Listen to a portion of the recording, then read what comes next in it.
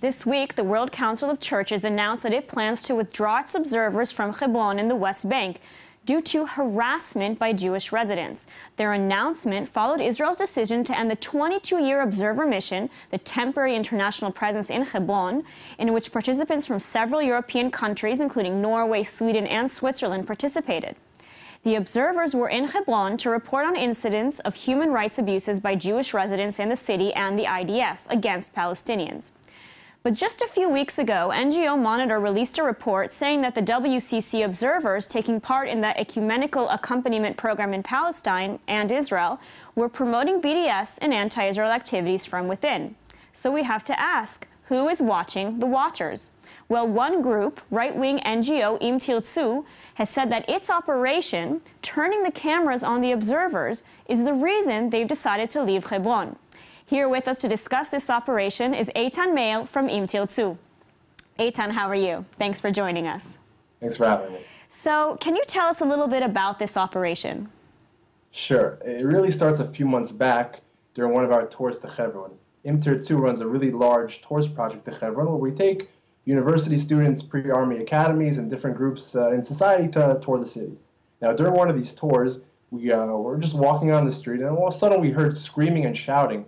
So we asked some of the soldiers what's going on, and they said, listen, we really have no idea what's happening. All of a sudden, some of the local Arabs just started screaming and shouting, and we see there's around 7 or 8 cameras from B'Tselem, an anti-Israel organization, and these Europeans that are trying to film us and hope that we do something.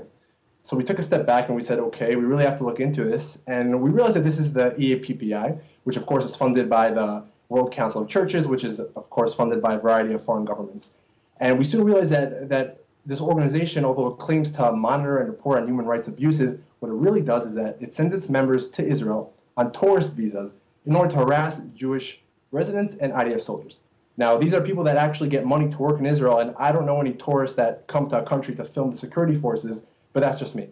In any case, these are people that come to Israel, and they go ahead and harass all the residents, IDF soldiers, and then when they go back home, they accuse Israel of a wide variety of things. Nice things like war crimes, apartheid, they promote BDS, they promote the Palestinian Arab right of return, all the things that you could think of, and that's exactly what they do. So we said, okay, what can we do? These are people that come to Israel to film IDF soldiers. We're going to turn the tables. We're going to film the filmers. So it's exactly what we started to do. So around already 3 months ago, we started to send people on a weekly basis, a couple times a week, to film them, to hold the cameras and say, here, these are the people that are harassing IDF soldiers, know who they are, and know what they do. So you send members of Tirtzu to go out into Hebron and film these volunteers basically from the World Council of Churches program. That's exactly right. When we started coming, they really didn't know what was going on because they're used to being behind the camera. They're not used to having people film them. And when we started to come, they slowly started to understand that we're actually exposing what they're doing. And Tirtzu has one of the largest Facebook followings in Israel. So the videos that we posted were viewed by hundreds of thousands of people. And when we first started filming, they were really acting like they owned the city, like they were sheriffs and no one could touch them. Then we started filming. They slowly started to cower away, to put their hoods on, to turn their backs. And then around 3 weeks ago, they stopped coming altogether. This was actually after 3 months of filming. And then last week, we heard the good news that they decided to leave. Now, this is not only a great achievement for Tirtzu, but also for the residents of Hebron, because like we were told after one of the residents there, they feel like they were in a zoo. You have all these foreign organizations like TIF and EAPPI coming to film them, and like they're animals in a zoo, sticking their cameras in their faces when all these people want to do is live peacefully. So it was really a great day and a great week for the residents of Hebron and for the state of Israel. Mm-hmm. Okay, so why do you think that your actions, sort of turning the cameras on them, ended up making them leave? I mean, it's very simple. There's nothing more that these people hate, and when I say these people, I mean all the far-left activists that film and harass soldiers and the residents of the country. There's nothing more they hate than having their faces exposed. Because they like operating when they're anonymous. They like that no one knows who they are. But when all of a sudden their faces is pictured and viewed for hundreds of thousands of people on social media, then they don't really like that so much. And then again, we started to come in and we really saw a progression of them standing with their backs tall, walking around the city like they could do whatever they want, to them slowly cowering, hiding away, putting on their hoods, running away.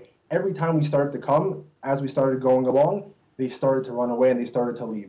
So, I mean, this was, and then you see in the World Council of Churches official announcement, they even said that it was due to this harassment that they left and that their accompaniers couldn't perform their duty. Of course, what they call harassment is what we call exposing what they're doing for the public to see. And what they did get right is that they weren't able to perform their duty because what they wanted to do was continue harassing the Jewish residents, continue harassing IDF soldiers.